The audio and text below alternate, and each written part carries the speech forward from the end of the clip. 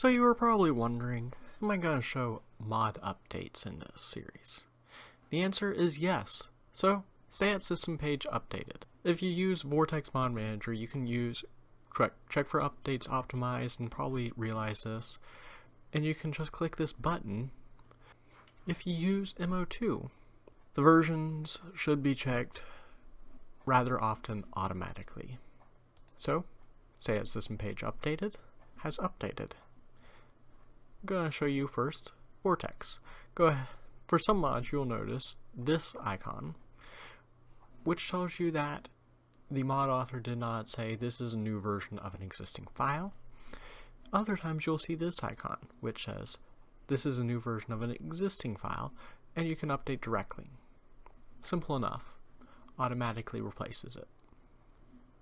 If it's the other icon, then you have to pick the file yourself. This is for SKSE, but that is because Picky does not have a version properly defined, and so it doesn't realize this is the most recent version. Once you've changed that, you can just hit enable. For MO2, right click, visit on Nexus. This will automatically pop it up. Just go to Files, Mod Manager, download it. With MO2, when you try to install, it will automatically try to merge, but you will want it to replace instead, because not all the files may overwrite directly, and you may have some that don't. For Cortex, you should see in the sources column all mods that were installed from the downloads pane, automatically defining their source if they have one properly listed in the faux mod, or if you use Cortex to download them. In order to update the mod, in order to find the mod page, you can just double click on the web page icon and it will open automatically. Same thing, download Mod Manager or download manual and install the exact same way you did the first time. This time though, make sure you delete the old file.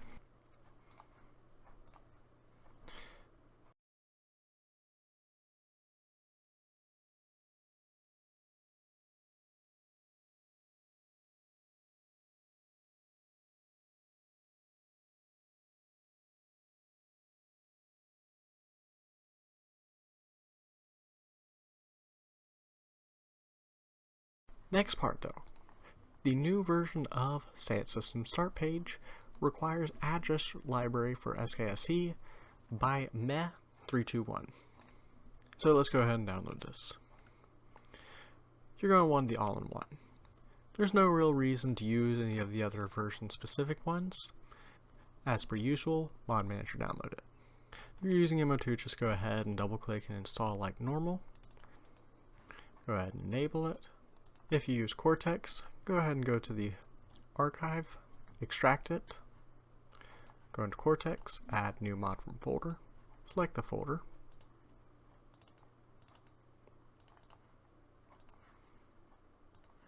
okay, enable it, mod files location, new, data, drag in,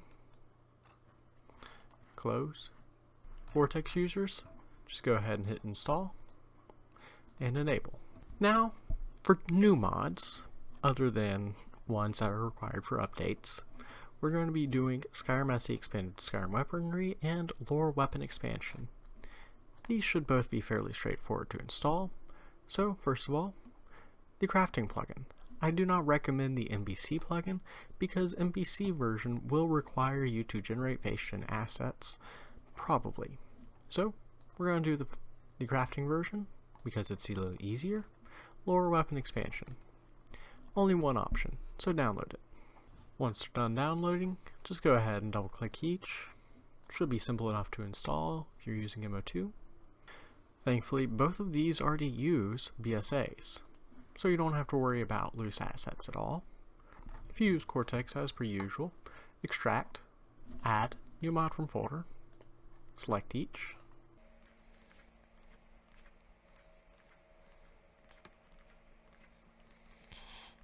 go into each, new data, Select the BSA and the ESPs and move it into data. You don't need the rest of the files.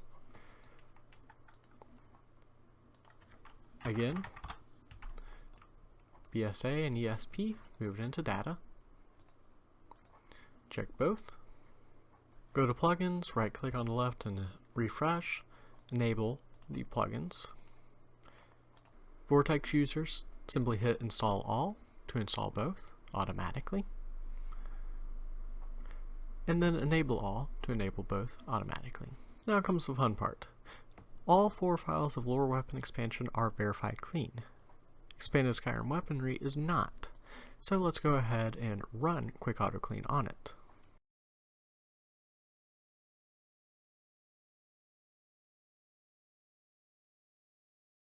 Expanded Skyrim weaponry has a report of no dirty edits, so it's verified clean. Now I can go ahead and report this to loot. Next step, let's go into VQSC. Alright, so when you finish opening up Exit, you should notice there's a conflict. Actually 2. These are level-less conflicts. The main reason why is lore weapon expansion goes ahead and adds items to the vanilla level lists, while USEP adds its own item, and this creates a conflict. You can typically fix a conflict like this with a bash patch. However, I'm going to show you the more proper way to do it, which is copy as override. Whichever one has more edits, go ahead and copy that one. Name it. And drag and drop the other added item into the section. Once again, copy as override. And drag and drop.